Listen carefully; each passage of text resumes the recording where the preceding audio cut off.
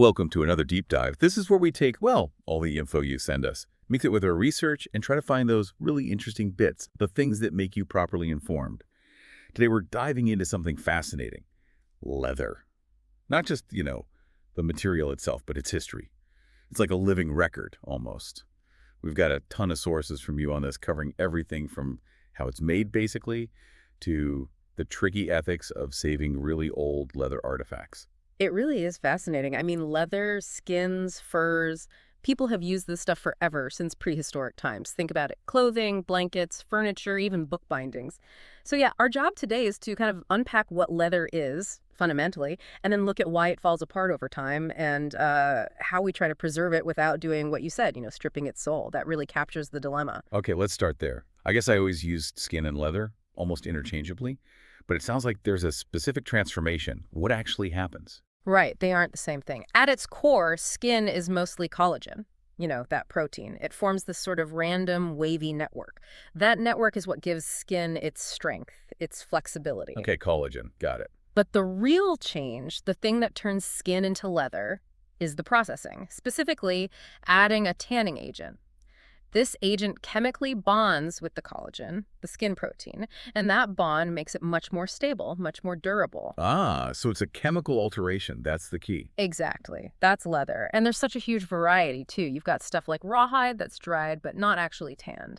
Then there's parchment or vellum, stretched really thin, or robust vegetable tanned leathers.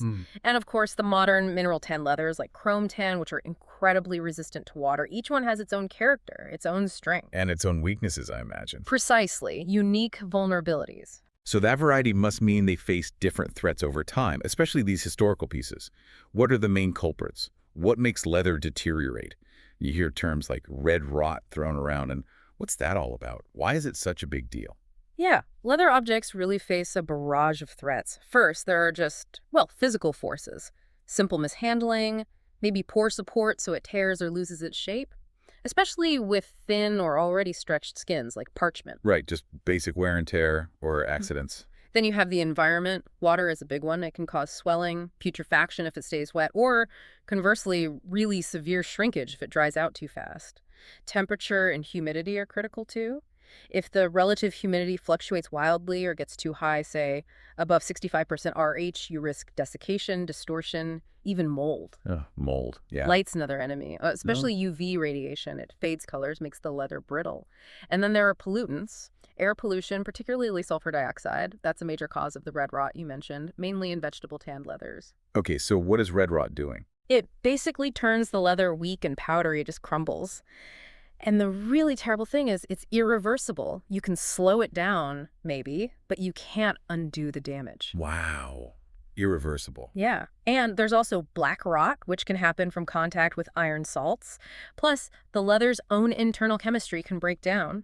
We see things like gelatinization, where the collagen structure literally starts to unfold, or leather burn, where migrating oils or acids from the leather discolor and weaken adjacent materials. It really does sound like it has its own set of diseases almost.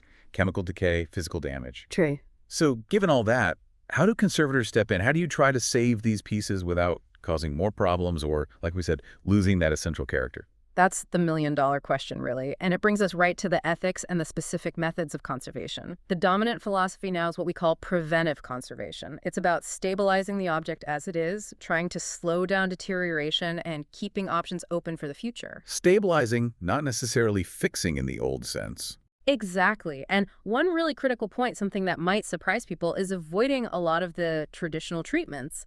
Things like leather dressings, oils, waxes, and especially saddle soap. Research has shown these can actually be quite harmful in the long run. Really? I thought things like saddle soap were meant to help leather. That was the old thinking. But we now know they can oxidize over time, making the leather stiffer, darker. They can create sticky surfaces that just attract soot and dust. They can even encourage mold or insect attack or contribute to something called spews. Spews? What are those? They're these sort of white, waxy, or fatty deposits that can migrate to the surface. They look unpleasant and they're a sign of instability.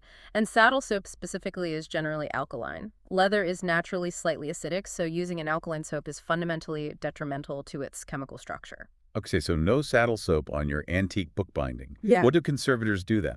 The focus is much more on passive methods, providing good physical support, custom mounts, boxes to maintain the object's shape and prevent stress.